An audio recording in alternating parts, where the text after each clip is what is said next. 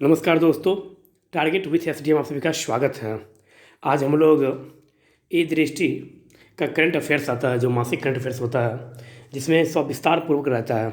और आपको पता होगा अभी जो एग्ज़ाम का जो पैटर्न चल रहा है, चाहे वह जिस लेवल का एग्ज़ाम हो, चपरासी से लेकर यूपीएससी तक के एग्ज़ाम में, प्रत्येक एग्ज़ाम में करंट का जो वैल्यू है वो बहुत ही अधिक बढ़ता जा रहा है। जैसे सीडीपीओ का वैकेंसी है, 67 बीपीएससी आने वाला है, अंकेक्षक का एग्ज़ाम होने वाला है 25 अप्रैल को, यूपीपीसीएस का एग्ज़ाम होने वाला है, आरओ का एग्ज़ाम होने वाला है, जेपीएससी का एग्ज़ाम होने वाला है। मतलब इस वर्ष बहुत सारा एग्ज़ाम एक साथ होने वाला है, मतलब कुछ कुछ टाइम पीरियड के अंतराल पर। और प्रत्येक एग्ज़ाम में करंट अपना एक अलग छाप रखती है। यदि आपका करंट अफेयर्स मजबूत है तो आप रिजल्ट की उम्मीद कर सकते हैं प्रत्येक एग्ज़ाम में आप। और इसके लिए आपको किसी एक पत्रिका पर निर्भर नहीं रहना होगा। आपको कम से कम 2 से 3 पत्रिकाएं आपको प्रत्येक माह का आपको अध्ययन करना होगा। मान लीजिए एक पत्रिका में पढ़ने वाला कितना रहता है, लगभग 60, मतलब 50 से 60 पेज। यदि हम एक दिन में 6 से 7 पेज भी यदि कम से कम पढ़ते हैं तो 10 दिन में एक मासिक पत्रिका ख़त्म हो जाएगा। इस तरह से आप एक माह में कम से कम 3 पत्रिका आप पढ़ सकते हैं और करंट का नोट्स आप तैयार कर सकते हैं। आप किसी भी पत्रिका में सारा चीज़ पढ़ने वाला नहीं होता है, बस वह अब आपको खुद अपना कंटेंट चुनना है कि किस तरह से वह एग्ज़ाम क्वेश्चन पूछ रहा है और किस तरह के कंटेंट को हम पढ़ें। हम सब चीज़ पढ़ने वाला ही नहीं रहता है। तो चलिए देखते हैं मार्च 2021। यदि मार्च 2021 है तो इसका मतलब यह हुआ कि इसमें जितना भी घटना दिया होगा वह सभी का सभी फरवरी और जनवरी का लास्ट का होगा। तो चलिए देखते हैं पहला प्रश्न क्या है। पहला प्रश्न है, 22 फरवरी 2021 को प्रस्तुत उत्तर प्रदेश बजट 2021-22 से संबंधित निम्न कथनों पर विचार कीजिए। पहला कथन है, उत्तर प्रदेश के वित्त मंत्री सतीश महाना ने वित्त वर्ष 2021-22 के लिए बजट विधानसभा में पेश किया। दूसरा कथन है, प्रस्तुत बजट का आकार 5,50,270.78 करोड़ रुपया है। तीसरा है, यह बजट उत्तर प्रदेश के इतिहास का सबसे बड़ा बजट है। और चौथा, यह प्रदेश का सबसे पहला पेपरलेस बजट है। इनसे कौन सा कथन सही है, पकड़ना क्या है, पूछ कर रहा है कौन सा कथन सही है, यह आपको देखना है। तो इसमें से 2, 3 एवं 4, option number B is right answer. प्रस्तुत आकार मतलब कि उत्तर प्रदेश का जो बजट है वह इस वर्ष पेपरलेस, मतलब कि उत्तर प्रदेश का पहला बजट ऐसा है जो पेपरलेस है। और इस वर्ष का जो बजट है यह उत्तर प्रदेश के इतिहास का सबसे बड़ा बजट है पिछले वर्ष की तुलना में। और प्रस्तुत बजट का जो आकार है इस वर्ष यह 5,50,270.78 करोड़ रुपया है। यहाँ से डायरेक्ट यूपीपीसीएस में डायरेक्ट यहाँ से क्वेश्चन पूछा जा सकता है, क्योंकि बजट और आर्थिक सर्वेक्षण से प्रश्न 4 से 5 प्रश्न दोनों मिलाकर हर हाल में यूपीपीसीएस के प्रीम आपको मिलेगा।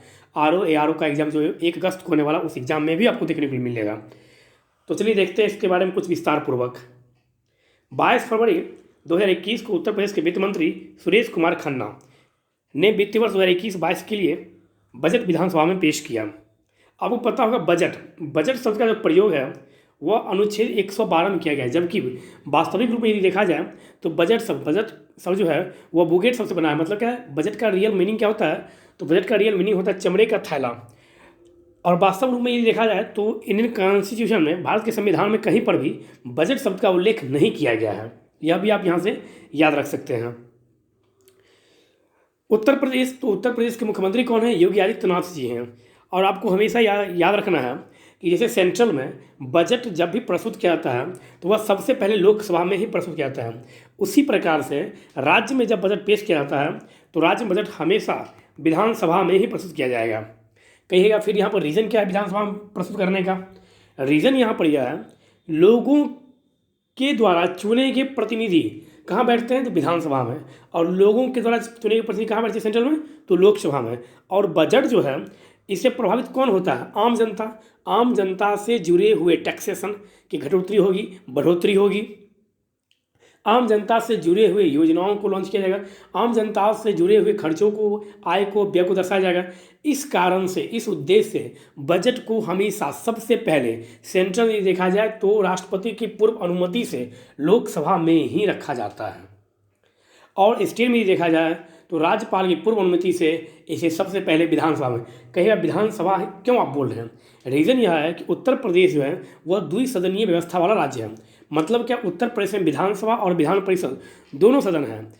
विधान परिषद एज ए हायर हाउस, विधानसभा as a lower house. State के मतलब में। जिस प्रकार से सेंट्रल में Lok Sabha as a lower house, Rajya Sabha as a higher house, same उसी प्रकार से, कुछ उसी प्रकार से, सेम तो नहीं कह सकते हैं लेकिन कुछ उसी प्रकार से लोकसभा बराबर राज्य का विधानसभा और राज्य का विधानसभा और सेंट्रल का राज्यसभा बराबर स्टेट का विधान परिषद। प्रस्तुत बजट का जो आकार है वह 5,50,270.78 करोड़ रुपया है। यह उत्तर प्रदेश के इतिहास का सबसे बड़ा बजट है। पिछली बार की बजट के मुकाबले में 37.410 करोड़ रुपया अधिक है। यहाँ सीधा प्रश्न पूछा जा सकता है, इस वर्ष मतलब कि 2021-22 के लिए उत्तर प्रदेश का बजट कितना है। 4 ऑप्शन दे देगा आपको एग्जैक्ट याद रखना है, 5, 50, 2, 70.78 करोड़। उत्तर प्रदेश के इतिहास का सबसे बड़ा बजट कौन सा रहा, किस वर्ष का रहा, तो 2021-22 का, वित्तीय वर्ष 21-22 का। फिर दे देगा कि 2020-21 की तुलना में 2021-22 के बजट जो है वह कितना अधिक है, तो आप यहाँ से याद रखेंगे 37.410 करोड़ रुपया अधिक है। और उत्तर प्रदेश का यह पहला बजट जो है यह पेपरलेस बजट है, यह भी आप यहाँ से याद रखेंगे। बजट में 27,598.40 करोड़ रुपए की योजनाएं सम्मिलित की गई है। और बजट में कुल व्यय कितना है, तो बजट में कुल व्यय 5,50,270.78 करोड़ रुपये अनुमानित किया गया है खर्च करने के लिए। अनुमानित सकल घरेलू उत्पाद तो 4.17% और राज्य की ऋणग्रस्तता सकल घरेलू उत्पाद का 28.1% अनुमानित किया गया है। यह भी आप बजट से आप याद रख सकते हैं। 2021-22 के बजट में उत्तर प्रदेश के 13 जनपदों बिजनौर, कुशीनगर, सुल्तानपुर, गोंडा, ललितपुर, लखीमपुर खीरी, चंदौली, सोनभद्र, पीलीभीत, औरैया, कानपुर देहात तथा कौशाम्बी में निर्माणाधीन नए मेडिकल कॉलेजों के लिए 1950 करोड़ रुपये की व्यवस्था की गई है। यह भी आप यहाँ से याद रखेंगे। प्रदेश के 16 असेवेचित जनपदों में पीपी मोड में मेडिकल कॉलेज संचालित कराए जाने की योजना पर कार्य किया जा रहा है। योजना हेतु 48 करोड़ रुपये की व्यवस्था प्रस्तावित की गई है। एटा, हरदोई, प्रतापगढ़, फतेहपुर, सिद्धार्थनगर, देवरिया, गाजीपुर एवं मिर्जापुर में निर्माणाधीन मेडिकल कॉलेजों में जुलाई 2021 से शिक्षण सत्र प्रारंभ किए जाने का लक्ष्य है। इन मेडिकल कॉलेजों हेतु 960 करोड़ रुपये की बजट का व्यवस्था किया गया है। यह भी आप यहाँ से याद रखेंगे। यहाँ से राइट प्रश्न पूछा जा सकता है आपके यूपी। नेक्स्ट प्रश्न है 20 फरवरी 2021 को किसकी अध्यक्षता में नीति आयोग की 6ठी गवर्निंग काउंसिल की बैठक वीडियो कॉन्फ्रेंस के माध्यम से संपन्न हुई।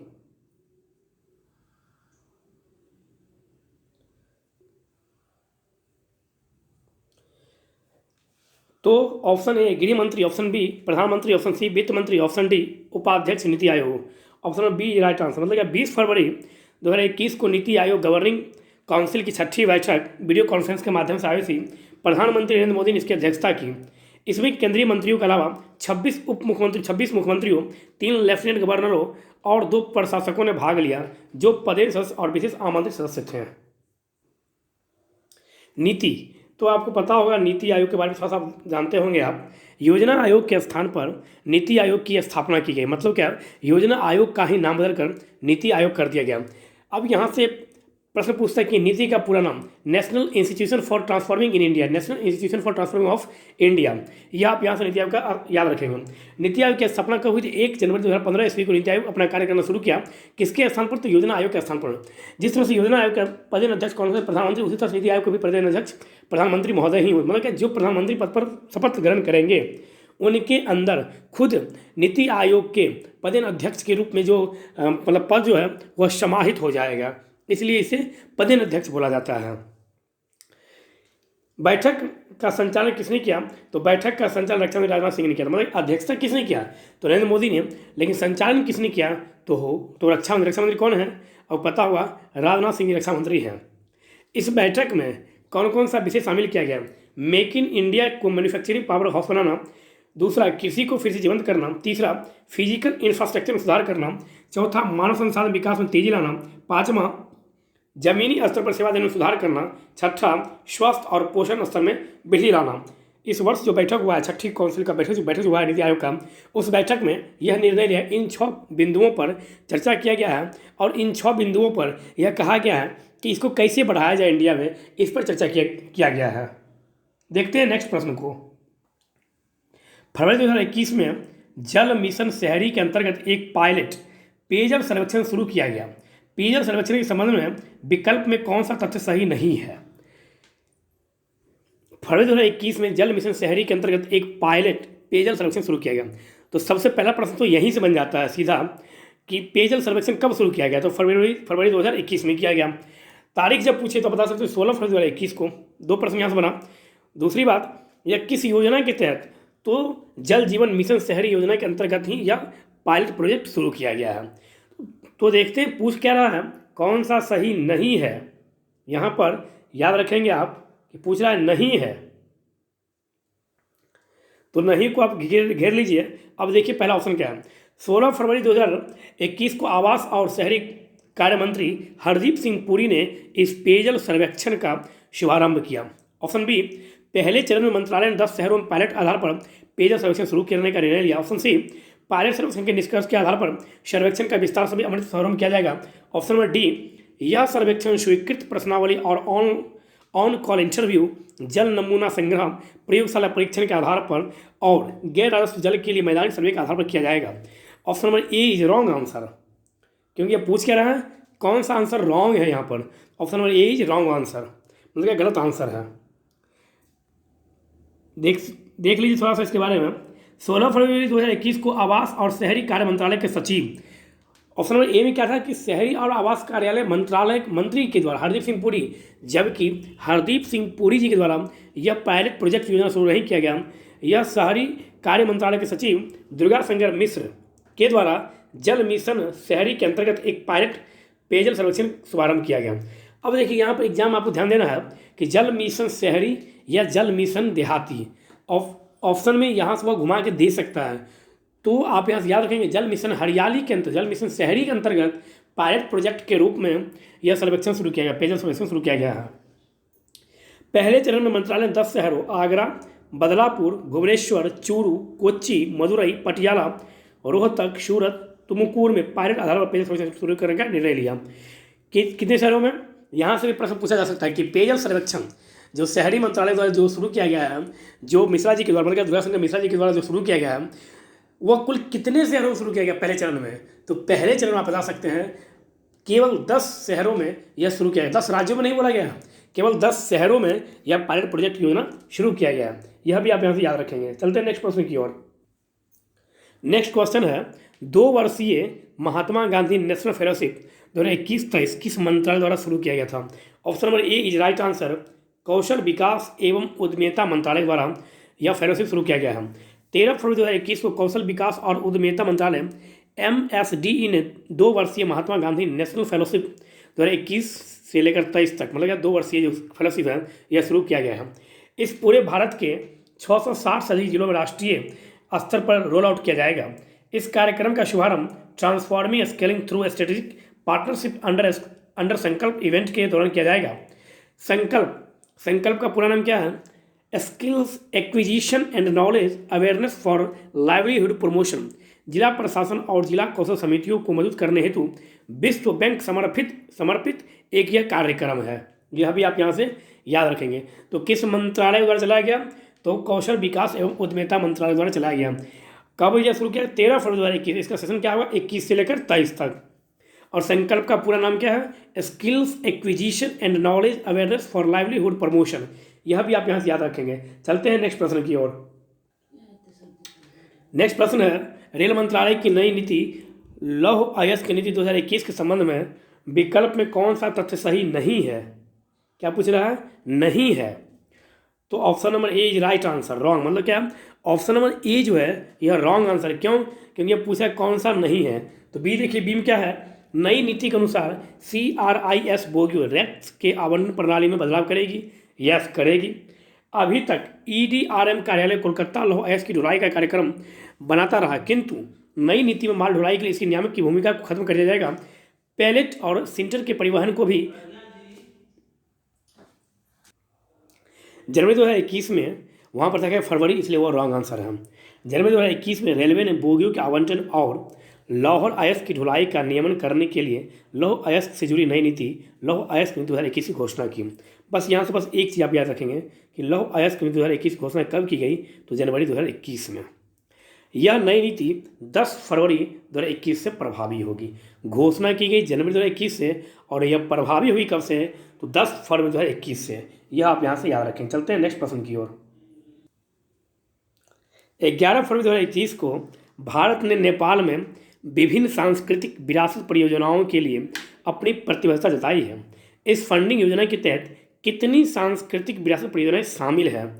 ऑप्शन नंबर ए राइट आंसर 3। 11 फरवरी 2021 को भारत ने नेपाल में विभिन्न सांस्कृतिक विरासत परियोजनाओं के लिए जीर्णोद्धार के लिए अपनी प्रतिबद्धता जताई है। मतलब क्या, भारत सरकार, आप देख रहे होंगे यहाँ से, यहाँ पर दो व्यक्ति हैं, आपको पता होगा, इन्हें तो आप जानते ही होंगे, ये हमारे देश के रक्षा मंत्री राजनाथ सिंह जी हैं। इस वित्त पोषण अनुदान योजना के तहत काठमांडू घाटी में स्थित 3 सांस्कृतिक विरासत परियोजनाएं शामिल हैं।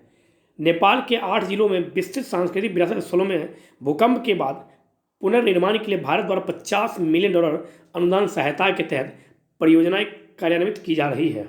कौन कौन सा थोड़ा सा देख लीजिए आप। काठमांडू में भारतीय दूतावास और नेपाल में विभिन्न हितधारकों के प्रतिनिधियों ने 3 सांस्कृतिक विरासत स्थलों के संरक्षण और रेट्रोफिटिंग के लिए 3 अनुबंध समझौते पर हस्ताक्षर किया है। भारत से तो मच्छिंद्रनाथ मंदिर का जीर्णोद्धार करेगा। मतलब क्या, मच्छिंद्रनाथ मंदिर का जीर्णोद्धार करेगा। जीर्णोद्धार का मतलब क्या, एक तो कह सकते हैं आपकी जो पुनर्निर्माण, मतलब क्या, भूकंप में जो क्षति हुई है उसको फिर से बनाएगा। बुधनील कांठा में धर्मशाला का निर्माण करेगा एवं ललितपुर जिले में कुमारीगिरी का संरक्षण में विकास करेगा। परियोजना प्रबंधन सलाहकार Indian national trust for art and culture heritage को संरक्षण कार्य की देखरेख के लिए परियोजना प्रबंधन सलाहकार के रूप में नियुक्त किया गया है। इसके लिए प्रबंधन सलाहकार के रूप में किसे नियुक्त किया गया है, तो इन तीन सांस्कृतिक विरासत को रिकंस्ट्रक्शन करने के लिए भारत सरकार के द्वारा Indian national trust for art and culture heritage को दिया गया कि वह इस 3 सांस्कृतिक कार्यक्रम को देख रेख करेगी। इससे पहले नवंबर 2019 में भारत ने नेपाल में बुधनील कंठ मंदिर के लिए मठाधीश भवन के निर्माण में 21.8 मिलियन रुपये की लागत से अपना योगदान दिया था। देखिए, भारत और नेपाल का संबंध आज से नहीं, बहुत दिनों से बहुत ही अच्छा है और दोनों का मित्रवत संबंध रहा है। और भारत का पड़ोसी जो है, भारत हमेशा से चाहता रहा है कि हम अपने पड़ोसी सभी राष्ट्रों से अपना संबंध अच्छा रखें। वैसे भी यदि आपको अच्छा बनना है, यदि आपको सफलता प्राप्त करना है, तो आपको अपने आसपास के पड़ोसी से आपका जो माहौल है, आपका जो लगाव है, आपका जो व्यवहार है, वो अच्छा रखना ही होगा। और इसी प्रकार से किसी भी कंट्री को यदि आगे बढ़ना है तो सबसे पहले उसे अपने आसपास के पड़ोस को अपने माहौल के अनुकूल उसको ढालना पड़ेगा, उसके बाद वह किसी के ऊपर जाएगा। भारत का रिश्ता सबसे तो अच्छा बन जाता है, लेकिन अभी हाल ही में आप देखे होइएगा, इधर 1 वर्षों में कोरोना टाइम पीरियड से लेकर अभी तक आप ले सकते हैं, अप्रैल मई 2020 से ही देख लीजिए आप, भारत और नेपाल के बीच बहुत ही खींचातानी चल रही है, बहुत ही खींचातानी। मतलब क्या आप कह सकते हैं आप कि जो एक हॉट टॉक की तरह इन दोनों के बीच अभी का समय चल रहा है, भारत और नेपाल के बीच। लेकिन फिर भी भारत हमेशा, अभी देखिए पाकिस्तान को देख लीजिए आप, भारत के द्वारा पाकिस्तान को कोरोना वैक्सीन दिया जाएगा। ऐसा नहीं कि इसमें भारत अपना वर्चस्व दिखा रहा है। कोरोना वैक्सीन भारत इसलिए देगा क्योंकि WHO वर्ल्ड हेल्थ ऑर्गेनाइजेशन के द्वारा, और वर्ल्ड हेल्थ ऑर्गेनाइजेशन सिर्फ अकेले काम नहीं करती है, मेलिंडा गेट्स जो है फाउंडेशन जो है वो और 2-4 कंपनी यहाँ मिलकर यह निर्णय ली है कि जितने भी गरीब कंट्री हैं उन सभी को कोरोना वैक्सीन हम देंगे, जो खर्च होगा उसे हम पेमेंट करेंगे।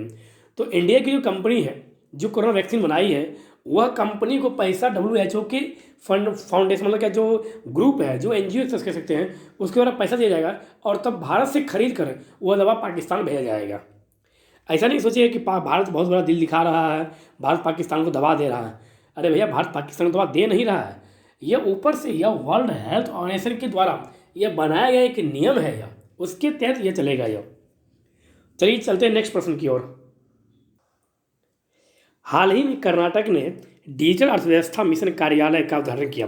कर्नाटक के सकल घरेलू उत्पाद GSDP में डिजिटल अर्थव्यवस्था के योगदान को कितने प्रतिशत तक बढ़ाने के उद्देश्य से यह शुरू किया गया है? Option B right answer 30%।